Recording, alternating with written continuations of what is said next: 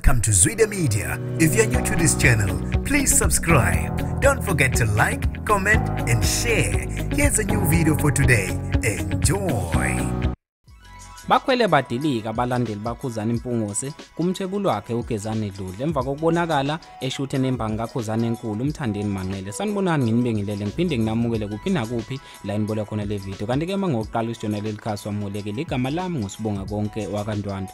Bakhwele badilika abalandeli ka-KHUZANI bacishe bamudle phila umthwebuli ka-KHUZANI MPUNGOSE uGezani Dludlu emva kokubonakala kwesithombe esithile enkundleni zokuxhumana eshuthe ke nembangi ka-KHUZANI enkulu uMTHANDENI MANQELE. Babe sebesho amagama ahlukahlukene besho ukuthi ke akakhethe ukuthi uhamba nobani engadayisi uKHUZANI njengoba ke basho ukuthi nale camera ebevela nayo lapha engazuthi beyothwebula uMTHANDENI MANQELE wayithengela uyena uKHUZANI. So kungani ke ethatha izinto zaKHUZANI ayoyisebenzisa kuMTHANDENI MANQELE besho ukuthi ke cha bona bahambisana nalento ayenzile uGezani Dludlu. Kanti ke bebe sebesho ukuthi akabuyisela icamera emumva nazo zonke izinto zokushutha ayithengela uKHUZANI bese ke ebona ukuthi wenza njani njengoba bona bathi lesi senzo sakhe engazuthi esokudayisa yena uKHUZANI njengoba azi ukuthi uKHUZANI noMTHANDENI bayizimbangi ezinkulu. Kungani afika asebenze noKHUZANI aphinde futhi ayosebenza nembangi yakhe uMTHANDENI. Kanti ke ubese Paula kuKHUZANI washo ukuthi cha abalandeli abehlise amaphaphu njengoba ke